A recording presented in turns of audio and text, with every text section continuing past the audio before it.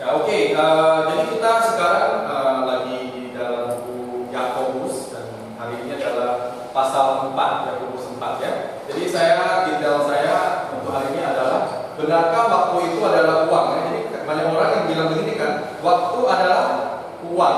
Benar nggak waktu adalah uang? Kalau gitu saya kasih waktu aja bagi jangan kasih uang, benar ya. Ntar persembahan bilang saya kasih waktu, nggak mau kasih uang ya. Persembahan ya. Mana yang lebih berharga, uang atau waktu? Jawabnya agak susah ya. Dua-duanya. Ya, tapi kalau di dunia ini jarang ada orang yang mau cari waktu ya. Ya, semuanya mau cari uang. Apa yang dicari orang? Uang. Ya, tahu lagu itu? Saya pas kecil suka nyanyi lagu itu. Ya, apa yang dicari orang? Orang uang. Ya. Apa yang dicari orang? Pagi, siang, malam, petang, uang, bukan Tuhan Yesus ya. Itulah ya. Itu ceritanya ya. Ya, oke. Jadi ini dari buku Yakobus pasal 4 13 sampai 17. Saya suka sekali dengan naskah kitab ini karena ini adalah sesuatu yang menurut saya sangat berharga ya. Oke, jadi kita baca bersama-sama. Oke, Yakobus 4 13 sampai 17. Oke, 1 2 3 mulai. Jadi sekarang hai kamu yang berkata, hari ini atau besok kami berangkat ke kota anu, dan di sana kami akan tinggal setahun dan sekarang setelah melahirkan untuk. Sedang kamu tidak tahu apa yang akan terjadi besok. Apakah arti hidupmu? Hidupmu itu sama seperti uap yang sebentar saja kelihatan lalu lenyap. Sebenarnya kamu harus berkata, jika Tuhan menghendaki, kami akan hidup dan berbuat ini dan itu. Tetapi sekarang kamu memegangkan diri dalam congkakmu, dan semua pemegangan yang demikian adalah salah. Jadi jika seorang tahu bagaimana dia harus berbuat baik, tetapi ia tidak melakukannya, ia berdosa. Oke? Jadi menurut Alkitab sebenarnya, oke, yang lebih penting itu bukan uang tetapi waktu ya. Jadi waktu itu sangat berharga. Oke.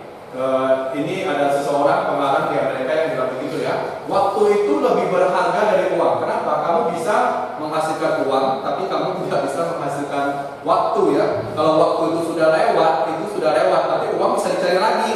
Ya, kalau kamu kehilangan uang, cari lagi lah, kerja keras dapat uang ya. Tapi kalau waktu udah hilang, sekarang umurnya 30, ya kan? Sebentar lagi umur 50, sebentar lagi umur 80. Bisa balik lagi nggak? Nggak bisa kan? Nah, setelah itu udah harus ketemu Tuhan Yesus ya di surga ya. Nah, inilah kehidupan manusia karena itu waktu itu sangat berharga sekali dan waktu itu lebih berharga daripada uang ya. Dan juga ada beberapa kata ya bahasa Indonesia punya ya.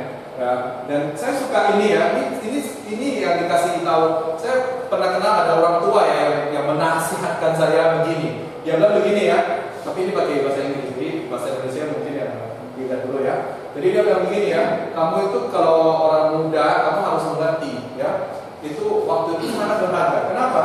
Karena kalau kita muda, orang muda suka menggunakan kesehatannya untuk mencari uang, benar kan ya? Orang muda kan, kerja 13 jam, ya 18 jam, nggak tidur kan?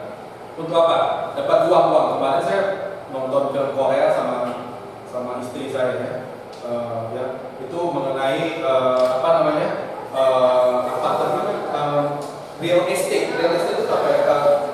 Pokoknya tentang sewa rumah di Korea. Jadi mereka suka mencari uang melalui itu ya. Tanah, melalui jual beli tanah ya. Jadi orang ini karena untuk beli rumah ya, dia saking pelitnya ya, kerja dua pekerjaan, jadi kerja sampai berapa jam gitu ya. Habis itu pulang rumah dia nggak mau nyalain listrik, soalnya dia mau hemat uang. Jadi di rumahnya gelap-gelap, nggak ada listrik, makannya Indomie terus gitu ya. Itu kenapa? Untuk cari uang ya, itulah kebenarannya. Tapi kita harus ingat ya, kita suka menggunakan kesehatan mencari uang ya. Tapi kalau kamu sudah tua, bisa ngomong sama orang tua di sini ya. Yang mana yang lebih penting, kesehatan kamu atau uang? Kalau orang-orang tua, mereka menggunakan uang untuk mencari kesehatan. Nah, itulah kenyataan manusia itu begitu ya. Kita pikir wah uang paling penting. Wah tapi kalau udah tua sakit, rematik, lemah lesu ya, gimana ya? Itu perlu apa? Perlu kesehatan. Jadi kita lebih mementingkan kesehatan. Kesehatan itu lebih penting ya. Dan tentunya semua orang tahu peribahasa ini kan, sedia payung sebelum hujan. Jadi itulah yang diajarkan ya. Jadi kita harus menyiapkan ya sebelum kita harus menggunakan waktu kita itu dengan lebih bijaksana ya, jangan asal-asal menggunakan. Jadi kita sudah bisa melihat dari nas Alkitab tadi itu betapa pentingnya waktu ya. Dan di situ sudah dijelaskan kalau kita menggunakan waktu, kita jangan sombong ya mengenai waktu kita. Kita nggak boleh bilang wah ya pokoknya antarlah saya buat ini, saya ambil itu, saya dapat ini ya gitu ya. Jangan nggak boleh sombong, karena nas Alkitab itu mengingatkan kita kalau hidup kita itu semacam apa? Ingat, uang. Uang cepat nggak? Cepat ya. Ada uang yang berapa tahun itu nggak ada ya? Uang kan? Kamu masak nasi, uang, langsung boom, udah nggak ada ya. Itu yang diingatkan kepada kita ya. Jadi dari nas Alkitab ini, jadi ada 3 prinsip ya yang harus kita ingat pada hari ini. Oke? Dari buku Yakobus. Yang pertama, waktu itu kita tidak bisa prediksi karena waktu itu sangat pendek. Oke? Yang kedua, yang kedua adalah kalau kita menggunakan waktu ketika kita berencana itu jangan sombong. Jadi kesombongan manusia ketika kita berencana ya. Dan yang ketiga adalah kita harus menangkap waktu yang ada. Ini jangan dipoya-poyakan. Wah, kalau ada waktu, banyak yang suka ngapain waktu? Kalau banyak waktu ngapain? Suka ngapain? Nongkrong. Banyak nongkrong. Sekarang udah nggak mau nongkrong. Buka HP, handphone, ya YouTube, berapa jam YouTube gitu kan ya. Jadi Alkitab bilang jangan difoya-foyakan waktu, jangan disia-siakan ya. Tangkaplah waktu yang ada di depanmu ya. Jadi kita bisa melihat ya. Jadi menurut nas Alkitab tadi, hidup kita itu sebagai uap. Oke, itu ya bahasa Inggrisnya. What is your life? You are a mist. Kamu seperti uap yang kelihatan, habis itu sudah tidak ada lagi. Oke.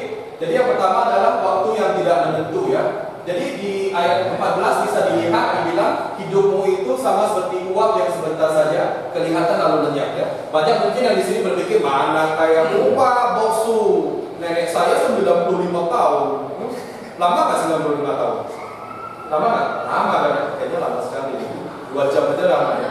Iya. Tapi kalau dibandingkan dengan waktunya Tuhan dari menciptakan alam semesta, lama nggak 95 tahun? Enggak, begini aja, ya, berapa juta tahun, ya kan? Dan Tuhan itu adalah pencipta semuanya, ya. Kamu umur 95 tahun meninggal, yang ingat siapa? Yang ingat mungkin keluarga. Kalau keluarga kamu sudah meninggal, yang ingat siapa? Lama-lama juga nggak ada yang ingat. Itulah, ya, itulah kenyataan hidup kita ya. Kamu bilang lama-lama sekali juga begini, ya. Itu yang pertama. Ya. Jadi bisa dibilang prinsipnya adalah yang pertama itu artinya pertama hidup itu pendek. Berapa panjangmu pun kamu berpikir kamu hidup, itu sebenarnya itu pendek. Oke? Di mata Tuhan terutama ya. Itu sebagai debu. Kamu itu sebagai debu saja. Itu yang dibilang Alkitab ya. Hidup kita itu pendek ya. Dan yang kedua, hidup kita itu rapuh. Manusia itu rapuh loh. Jangan kamu sangka wah manusia wah suka dia pokoknya nggak apa ya, kayaknya kita kebal gitu ya. Anak-anak muda suka begitu ya. Saya pas muda juga begitu ya. Lari-lari ke sana, suruh terjun dari jurang juga lompat ya. Kamu lihat ya, orang-orang itu yang suka lompat-lompat dari apa itu ya. Ada yang mungkin ada yang suka bungee jumping atau yang ikat kakinya terus lompat. Bika ada percaya? Bungee jump. Sekarang dia kata-kata Bika dia takut ketinggian ya. Tapi sekarang banyak loh. Saya baru baca di koran apa di internet ya, ada satu orang Australia yang suka lompat-lompat begini. Dia tapi lompat nggak pakai ini loh. Dia pokoknya ke apa namanya air terjun ya, air terjun yang curam-curam itu ya. Kan orang-orang bule suka. Orang-orang bule kenapa ya? Kebanyakan apa ya? Kebanyakan uang gitu ya. Jadi mereka suka ke air terjun itu yang curam-curam, suka lompat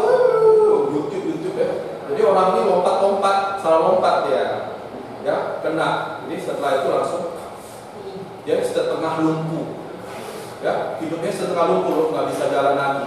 Ya, itulah manusia. Jangan sangka kita itu kebal, kita tuh rapuh, apalagi orang tua. Ya, itu istri saya aja jalan-jalan ya, dia nggak apa ya, nggak lihat ya. Begini, dia jalannya begini tok gitu ya.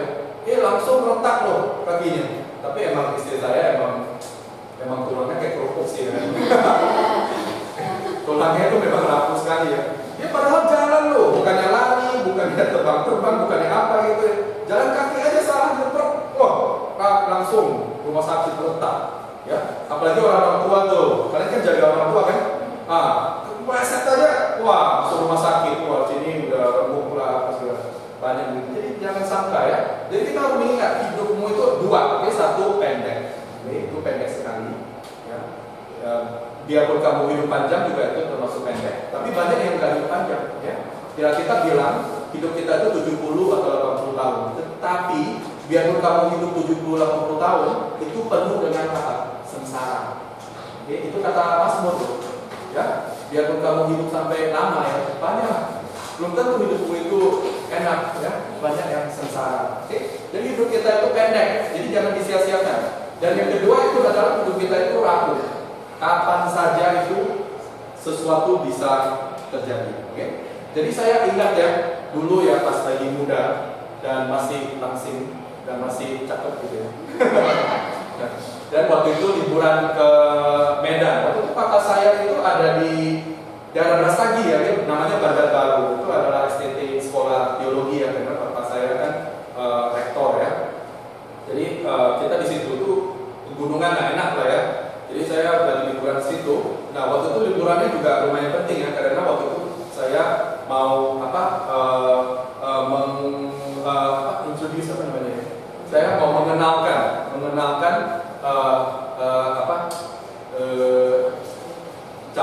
calon istri, cewek, apa namanya cewek, girlfriend, oke? Pacar saya mau memperkenalkan pacar saya ya kepada orang tua. Jadi kayaknya waktu itu lumayan penting ya. Sekarang tapi udah nggak pacar sih saya, sudah istri, bukan pacar ya. Ya jadi waktu itu lumayan penting. Dan saya waktu itu ingat ya, ketika waktu itu hari terakhir sudah mau ke bandara ya, udah mau ke airport ya. Saya waktu itu lagi di WC, lagi ngaca-ngaca ya, kayaknya ke bandara ya. Tiba-tiba saya lihat kaca ya, tiba-tiba kacanya begini, ada yang retak, gitu. Terus saya pas lihat begini, saya sangka otak saya ada masalah. Saya sangka saya kena ini apa namanya, geger gitu kan apa-apaan nih kan. Jadi saya kaget ya, terus saya keluar, saya baru sadar bukan saya geger otak ya, semuanya juga merasakan gitu. Jadi saya apa-apa nih panik ya, tapi karena waktu itu nggak ada waktu lagi, jadi kita nggak tahu apa yang terjadi. Jadi sama aja kita ke bandara ya, jadi udah sampai bandara ya, tiba-tiba wah ramai sekali loh orangnya loh, penuh bandaranya ya. Bukan ramai aja, ada prajurit ya, ada Air Force, apa namanya, angkatan darat, semuanya di sini. Ya apa nih, kan ngeri juga ya. Ya saya hampir udah nggak bisa terbang tuh. Orangnya bilang oh ya sorry ya gimana gitu nggak bisa terbang. Mereka mau memisahkan saya dengan pacar saya, mau dua pesawat. Ya saya juga gimana ya, saya kan lumayan takut ya dulu. Jadi saya udah pasrah aja. Ya oke lah kalau gitu ya. Taunya pacar saya langsung mana boleh. Dua pesawat, kita bareng bersama ya. Dia langsung kan pakai bahasa Korea ya, ya. Yang belum tahu deh, pacar saya dulu orang Korea ya. Sekarang istri. Ya, jadi dia marah-marah. Wah, itu dia langsung begini ya. Ini dapat terakhir. Jadi kita pulang balik, oke? Jadi setelah sampai Singapura, saya nggak tahu apa yang terjadi.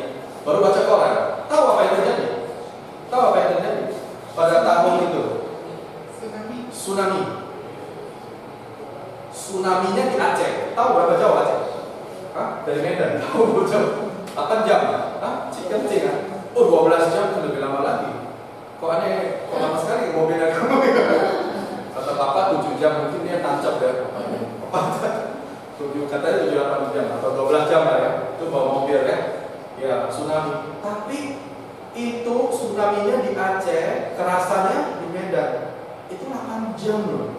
Ya, Dan kehancurannya pada waktu itu hancur semuanya, oke?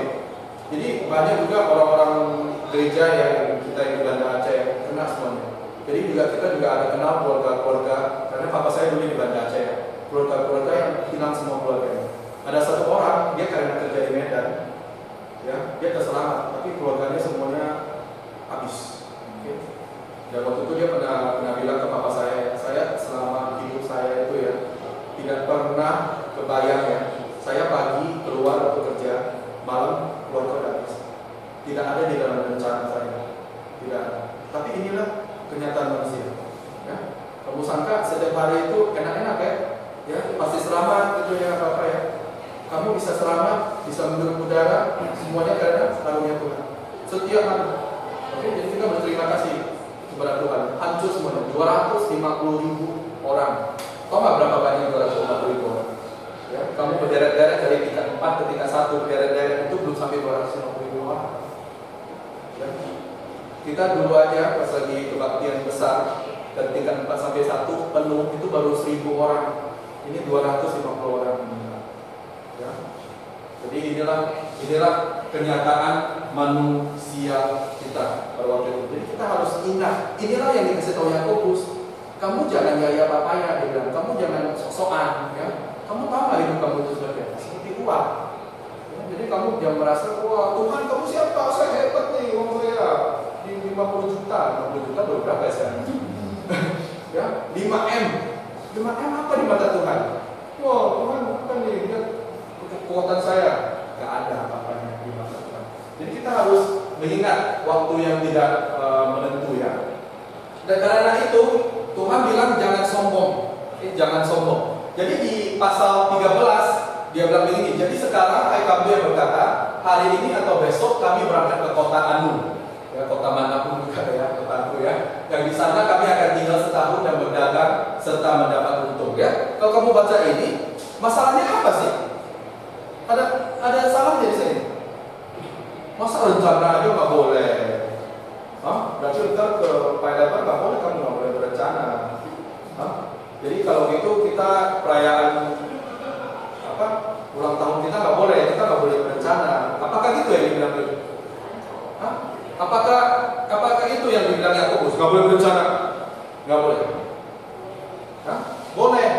Tapi dibilang, kamu yang berangkat begini, ya, oke, berencana juga tidak boleh. Apa masalahnya?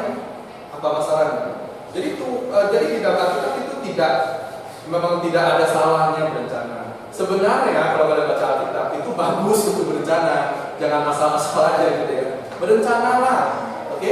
Berencana yang baik, ya, berencana yang bagus, oke? Tapi masalahnya di sini itu bukan berencana, bukannya kamu saya punya rencana begini-begini.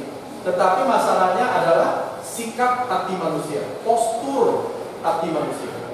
Karena kadang-kadang kita bukannya berencana, tapi kita sombong sekali di dalam hidup kita. Banyak orang-orang begitu, ya.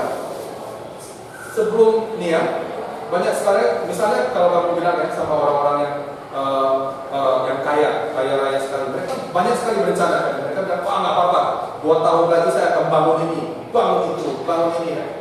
Di dalam hati mereka itu, pasti terjadi gitu ya. Dan kita terus-terusan begitu, kan? Di dalam perkiraan manusia pasti terjadi. Saya punya uang, saya punya tanah, saya punya kekuatan. Apa yang bisa stop saya untuk membangun ini, untuk menaikkan ini, untuk membuat ini? Ini semuanya kekuatan saya ya. Dan Tuhan bilang COVID, stop semuanya. Kan? Inilah kehidupan kita. Kan? Kita sombong-sombong. Siapa yang bisa mengira tiba-tiba ada COVID? Enggak ada kan? Sekali COVID, kerjanya nggak boleh. Ya kan?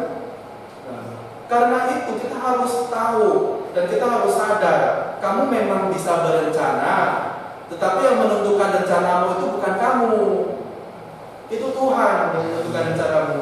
Karena itu ketika kamu berencana, kamu rendahkan hatilah dikit.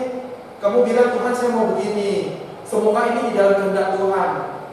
Ya jangan asal-asal Tuhan saya nggak apa-apa, nggak perlu kamu. Ya, karena itu di Alkitab dibilang. Amsal 16:9. Dia bilang apa? Hati manusia memikir-mikirkan jalannya. Kita mau, ya. Kita memang gitu. Manusia memang kadang-kadang sok. apa namanya itu apa? Sombong ya. Ya, memang kita bisa memikirkan jalan-jalan yang gokil, pikirkan, tetapi yang menentukan arahnya siapa? Tuhan. Jadi makanya Yakobus bilang, bukannya bilang kamu nggak boleh berencana, tapi Yakobus bilang kamu harus mengerti siapa kamu dan siapa Tuhan. Karena itu ketika kamu berencana, oke, kamu harus menyerahkan rencanamu kepada Tuhan. Kamu harus merendahkan diri. Kamu harus tahu kalau Tuhanlah yang menentukan segalanya. Kalau memang kehendak Tuhan terjadi, itu bagus. Ya, tapi kalau tidak, ya itu kenyataan manusia dan kita harus terus percaya kepada Tuhan. Itu yang penting. Ya, jadi inilah apanya ya yang pemikirannya. Karena itu di ayat 15 bilang sebenarnya kamu harus berkata. Jadi kalau kamu mempunyai rencana, jangan bilang saya akan ini, saya harus ini, saya bisa ini, saya mau itu ya. Jadi tapi kamu harus berkata jika Tuhan menghendaki, ya saya akan begini. Ya. Karena itu adalah sikap hati. Satu, sikap hati yang tidak perlu Tuhan dan sombong. Yang kedua adalah sikap hati yang percaya sepenuhnya kepada Tuhan. Karena kita tahu Tuhan ada rencana di dalam hidup kita. Yang paling penting di dalam hidup kita bukan rencana kita, tetapi rencana Tuhan di dalam hidup kita. Ya? Itu yang paling penting. Oke? Jadi karena itu dia berkata jika Tuhan menghendaki, kami akan hidup dan berbuat ini dan berbuat itu. Oke? Jadi kita harus mengerti hidup kita itu pendek. Hidup kita itu rapuh. Oke, karena itu jangan sombong. Oke, jangan sombong. Karena itu kita berserah kepada Tuhan dan kita bilang, Tuhan kalau kamu kehendaki rencana saya begini, semoga rencana saya itu berkenan. Oke, di mata Tuhan. Itulah ya yang harus kita ingatkan. Ini kesombongan manusia. Tapi yang ketiga juga bisa dibilang karena waktu itu pendek dan waktu itu rapuh, oke, kita harus juga jangan menyia-nyiakan waktu. Oke? Dan yang ketiga adalah tangkaplah waktumu. Apa waktu yang dikasih kepada Tuhan? Tangkap. Oke? Kadang-kadang kita suka melepaskan waktu ya. Saya sebenarnya orangnya saya kayak kucing ya di rumah. Istri saya juga kayak kucing. Jadi kita dua kucing di rumah. Kita suka gini. Jadi tapi kadang-kadang saya berpikir apakah ini kehendak Tuhan untuk saya ya? Untuk nonton YouTube setiap hari ya cuman gini-gini aja tidur-tiduran, apakah itu kehendak Tuhan ya? Itu yang paling penting yang harus kita pikirkan. Ataukah mungkin saya bisa lebih produksi lagi untuk hidup kita, mungkin saya harus telepon orang ini, cari orang itu atau gimana gitu ya. Jadi itu yang paling penting. Saya suka nonton film, tapi belum boleh ya. Film Indonesia apa yang bagus kan? Nggak ada ya. Film Indonesia kebanyakannya film hantu ya. Setiap kali saya Netflix semuanya pocong lah, apa kuntilanak, semuanya begitu semua filmnya.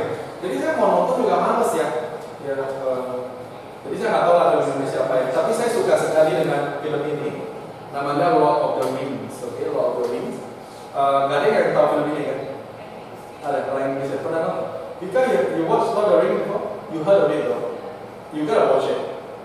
One of the best movie in the world. And it's Christian. Ini sebenarnya pengarangnya adalah orang Kristen.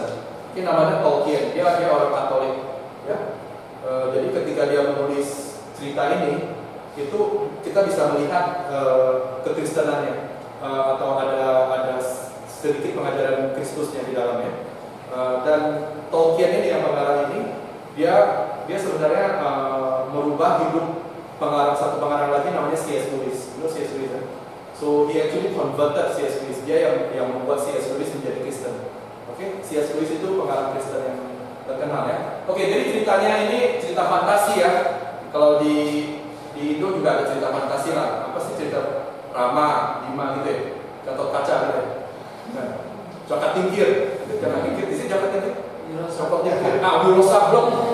Wah, Naga Geni 212 gitu ya. Saya juga tahu loh, itu juga. Saya dulu kecil suka baca Wiro Sableng juga.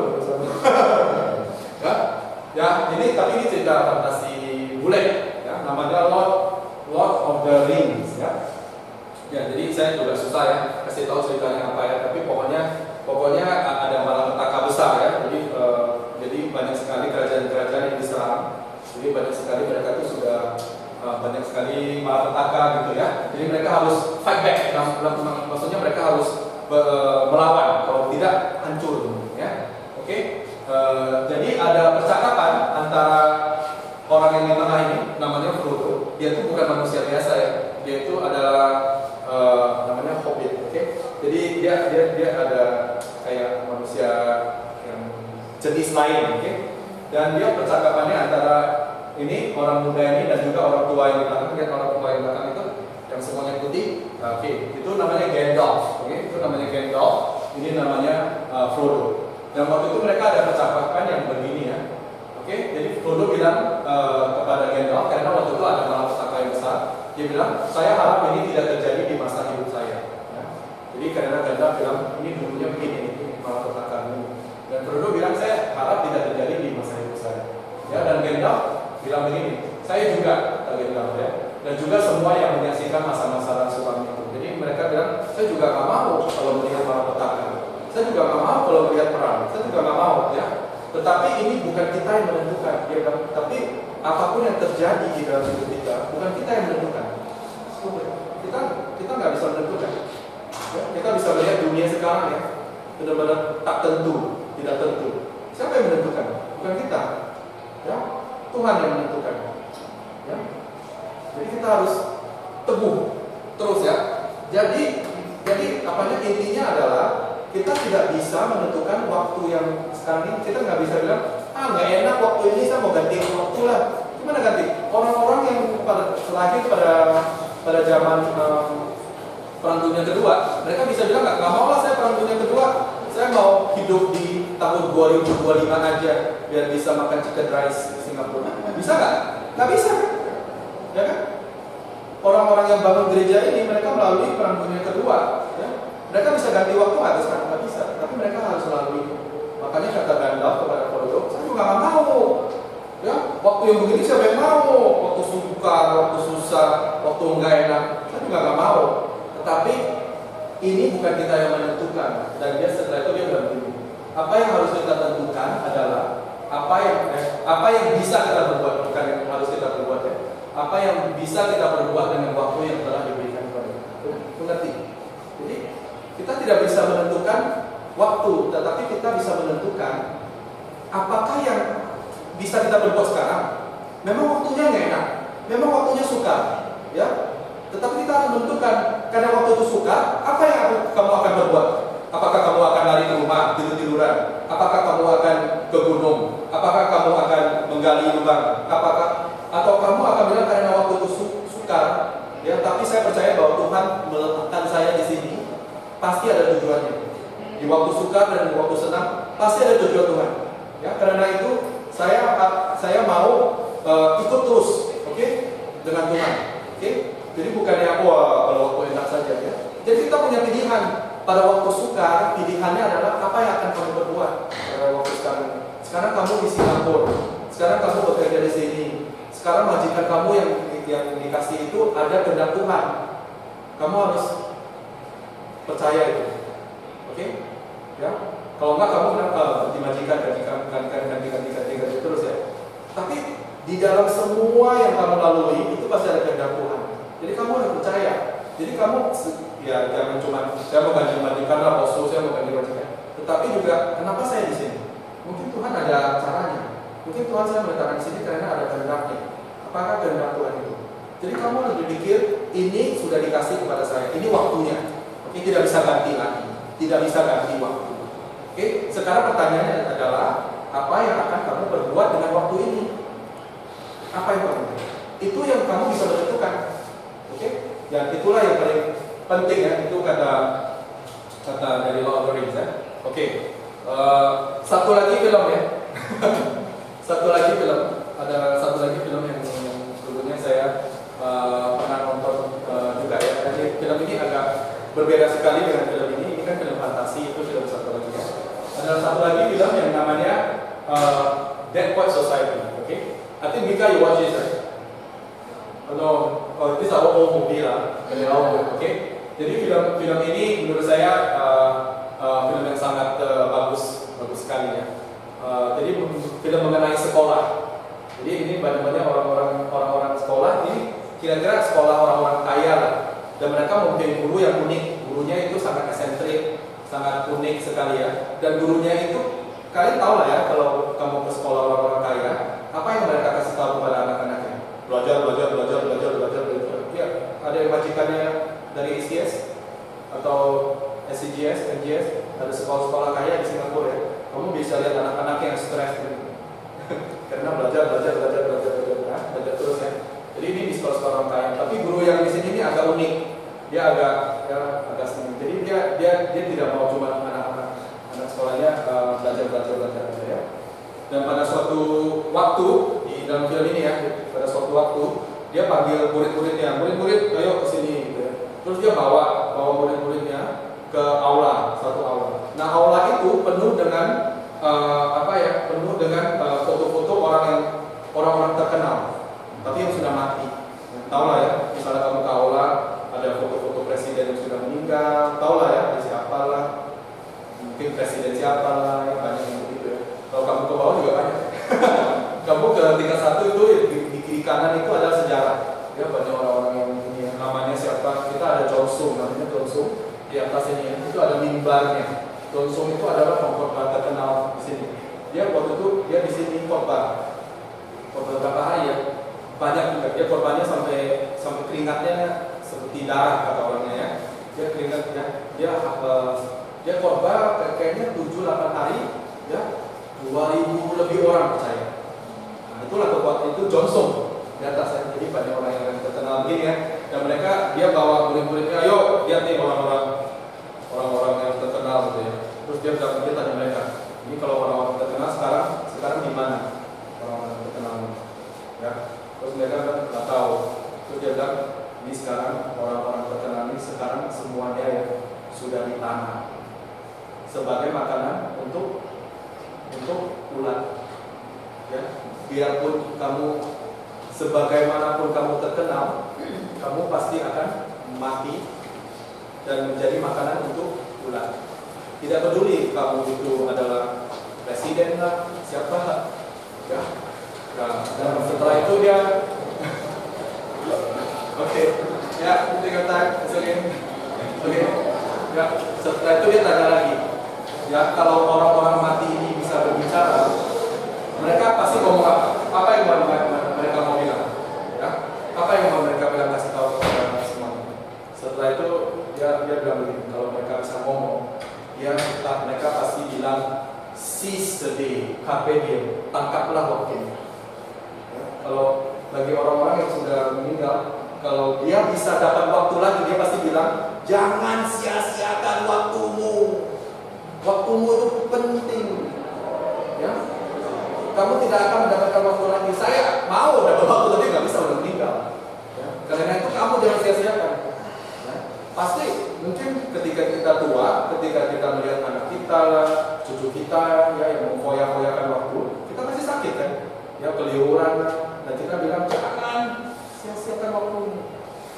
Okay, seize the day, carpe diem itu adalah bahasa Latin ya, carpe diem, tangkaplah waktumu. Oke, buatlah hidupmu luar biasa. Ya, tangkaplah waktunya. Ya. Jadi kita harus mengetahui kalau kamu tidak bisa mengubah waktu, tapi kamu bisa menggunakan waktu yang Tuhan berikan dengan bijaksana. Oke, harus ingat itu. Inilah waktu. Oke, waktu tidak bisa berubah, tetapi apa yang kita kerjakan pada waktu itu itulah yang sangat penting. Oke. Nah, penutupnya begini. Banyak yang sudah dengar khotbah ini, mungkin saya bilang, ya boksu, saya mau menggunakan waktu dengan bijaksana. Saya mau dapat uang 100 juta, itu kan bijaksana, ya kan? Mungkin kamu berpikir begitu, tapi ini bukan ajaran dari Alkitab, bukan. Oke? Jadi ajaran Alkitab apa? Ini saya penutup ya. Di dalam Alkitab itu sebenarnya, bentar ya. Oke. Di buku Efesus dibilang gini, karena itu perhatikanlah dengan seksama bagaimana kamu hidup. Oke?